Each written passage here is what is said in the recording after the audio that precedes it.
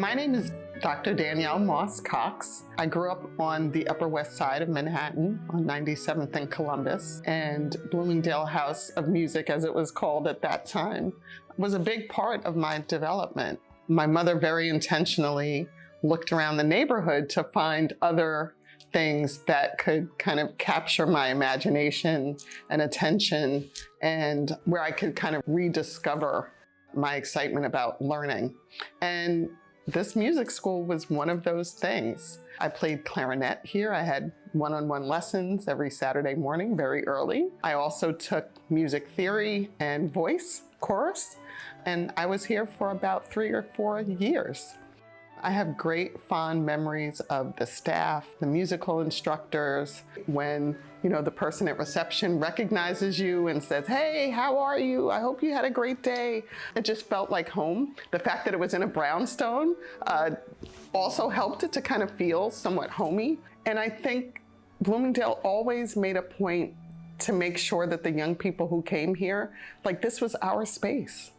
And so I felt seen and I felt validated in ways that maybe I didn't always get during the school day.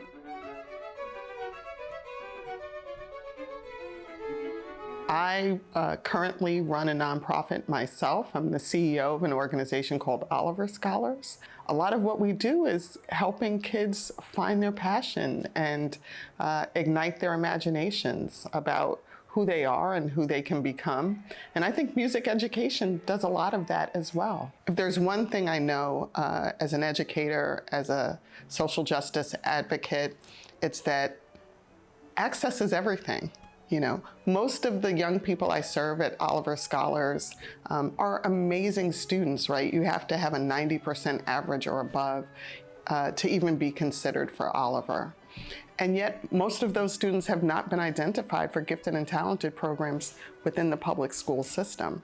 I've never met a young person who, if you gave them an invitation to show up as their best selves, it's really hard to deny, right? Community-based organizations like Oliver Scholars and like Bloomingdale really are doing what the larger society has failed to do, and that is to expose young people and their families to opportunities that exceed their visions for themselves.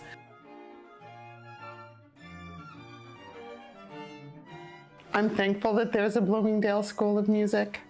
I hope that the organization continues to thrive and grow and have the resources it needs to have the impact that I know it's capable of, that it's already proven to have over the last 60 years. I hope more families will take advantage of this resource. I hope that more institutions will partner with Bloomingdale School of Music because I think the solutions to a lot of what's happening in schools is right here in this building, right? But we know that music education is underfunded and that young people just aren't getting these opportunities. And music drives culture, right? And young people have a need for expression. The research says that, music education has a positive impact on student self-concept, in their math, in their creative expression. All these things that people are trying to solve, and the answer is right here on 108th Street.